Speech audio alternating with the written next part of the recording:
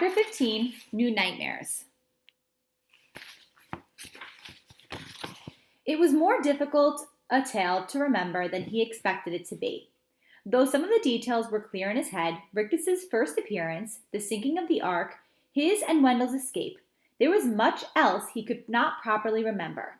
It was as though the mist he'd strode through had seeped into his head and had there drawn a veil over the house and much of what it contained. "I remember speaking to you on the phone 2 or 3 times," he said. "You didn't speak to us, honey," his mom replied. "Then that was just another trick," Harvey said. "I should have known." "But who was playing all those tricks?" his father demanded. "If this house exists, if, then whoever owns it kidnapped you and somehow kept you from going up. Maybe he froze you." "No," said Harvey. "It was warm there, except when the snow came down, of course." "There has to be some sane explanation."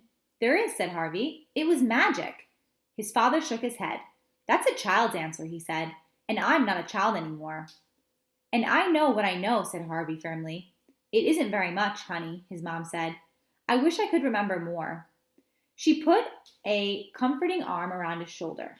"Never mind," she said. "We'll talk about it when you've had a rest." "Could you find this house again?" his father asked. "Yes," Harvey replied, though his skin ran with chills at the thought of going back. "I think so." "Then that's what we'll do." "I don't want him going back to that place," his mother said. "We have to know it exists before we report it to the police. You understand that, don't you?" Harvey nodded. "It sounds like something I made up, I know, but it's not. I swear it's not." "Come on, sweetie," his mom said. "I'm afraid your room's changed a bit, but it's still comfortable. I kept it just as you'd left it for years and years, hoping you'd find your way home. Then I realized if you ever did come back, you'd be a grown man, and you wouldn't want it decorated with rocket ships and parrots. So we had the decorators in. It's completely different now." "I don't mind," Harvey said. "It's home, and that's all I care about." In the early afternoon, as he slept in his old room, it rained. A hard March rain that beat against the window and slapped on the sill. The sound woke him up. He sat up in bed with the hairs at his nape pricking, and he knew he'd been dreaming of Lulu. Poor, lost Lulu, dragging her body through the bushes, her flipper hand clutching the ark animals she dredged up from the mud. The thought of her unhappiness was unbearable. How could he ever hope to live in the world to which he'd returned, knowing that she remained Hood's prisoner? "I'll find you," he murmured to himself. "I will, I swear." Then he lay back on the cold pillow and listened to the sound of the rain until sleep crept over him. Exhausted by his travels and traumas, he didn't wake again until the following morning. The rain had cleared. It was time to lay plans. "I bought a map of the whole of Mislap," his father said, unfolding his purchase and spreading it over the kitchen table. "There's our house." He had already marked the place with a cross. "Now, do you remember any of the street names around Hood's place?" Harvey shook his head. "I was too busy escaping," he said. "Were there any particular buildings you saw?" "It was dark and rainy." "So we just have to trust it to luck?" "We'll find it," Harvey said, "even if it takes a week." It was easier said than done. More than 3 decades had passed since he'd first made his way through the town with Rictus, and countless things had changed. There were new plazas and new slums, new cars in the street, and new aircraft overhead. So many distractions, all keeping Harvey from the trail. "I don't know which way is which," he admitted, after they'd been searching for half a day. "Nothing is the way I remember it." "We'll keep going," his father said. "It'll all come clear." It didn't. They spent the rest of the day wandering around, hoping that some sight would trigger a memory. But it was a frustrating business.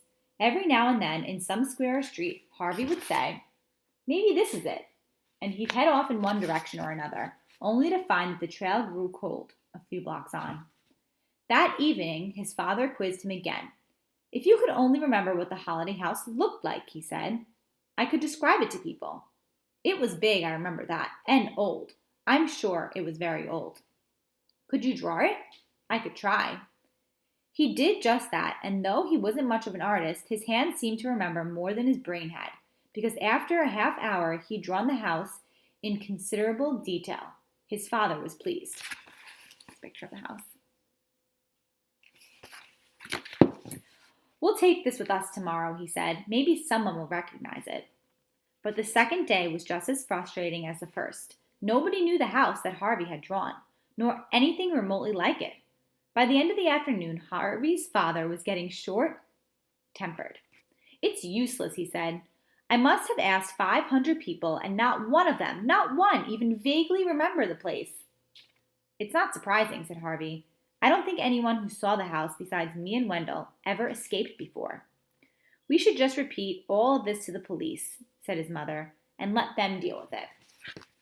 And what do we tell them?" his father said, raising his voice. "That we think there's a house out there that hides in the mist and steals children with magic? It's ridiculous." Calm down," Harvey's mother said. "We'll talk about this after we've eaten." They trudged home, ate, and discussed the whole problem again, but without finding any solutions. Mr. Hood had laid his traps carefully over the years, protecting himself from the laws of the real world. Safe behind the mist of his illusion, he'd most likely already found two new unwitting prisoners to replace Harvey and Wendell. It seemed his evil would go on, undiscovered and unpunished. The following day, Harvey's father made an announcement. "This search is getting us nowhere," he said. "We're going to give up." "Are you going to the police?" his wife asked him. "Yes, and they'll want Harvey to tell them everything he knows. It's going to be difficult, son." "They won't believe me," Harvey said. "That's why I'm going to talk to them first," his father said. "I'll find somebody who will listen." He left soon after breakfast with a worried expression on his face. "This is all my fault," Harvey said to his mom. "We lost all that time together just because I was bored." "Don't blame yourself," she said. "We're all tempted to do things we regret once in a while. Sometimes we choose badly and make mistakes." I knew how to unmake it," Harvey replied. His mother went out shopping in the middle of the morning and left Harvey haunted by that thought. Was there some way to undo the damage that had been done? To take back the stolen years and live them here with the people who loved him and whom he loved dearly in return? He was sitting in his bedroom window, trying to puzzle the problem out, when he saw a forlorn figure at the street corner. He threw open the window and yelled down to him, "Wendell, Wendell, over here!" Then he raced downstairs. By the time he opened the door, his friend was on the step, his face red and wet with tears and sweat. "What happened?" he said. "Everything's changed." His words were punctuated by hiccups. "My dad divorced my mom, and my mom's so old and fat as a house." He wiped his running nose with the back of his hand and sniffed hard. "It wasn't supposed to be this way," he said. "Well, was it?" Harvey did his best to explain how the house had deceived them, but Wendell was in no mood for theory. He just wanted the nightmare to be over. "I want things the way they were," he wailed. "My dad's gone to the police," Harvey said. "He's going to tell them everything." "That won't do any good," Wendell said despairingly. "They'll never find the house." "You're right," Harvey said. "I went to look for it with my mom and dad, but it was no use. It's hiding." "Well, it's bound to hide from them, stupid," Wendell said. "It doesn't want grown-ups." "You're right," said Harvey. "It wants children, and I bet it wants you and me more than ever." "How do you reckon that?" "It almost had us. It almost ate us alive." "So you think it's got a taste for us?" "I'm sure of it." Wendell stared at his feet for a moment. "You think we should go back, don't you?" "I don't think any of those grown-ups, my dad, your mom, the police, are ever going to find the house. If we want all those years back, we have to get them for ourselves." "I don't much like that idea," Wendell confessed. "Neither do I," he said, thinking as he spoke that he'd have to leave a note for his mom and dad so that they wouldn't think his return had been a dream. "We have to go," he said. "We don't have any choice." "So when do we start?" "Now," said Harvey grimly. "We've lost too much time already."